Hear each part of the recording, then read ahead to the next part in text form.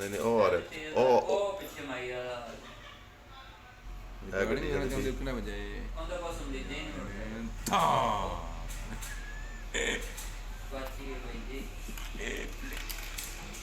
ਬਾਕੀ ਇਹ ਤੇ ਉਹ ਮੋਟਰਸਾਈਕਲ ਕਸੂਰ ਕਿੰਨਾ ਦਾ ਸਮਝਦੇ ਹੋ ਇਹ ਵੀਡੀਓ ਨਾ ਮੇਰੇ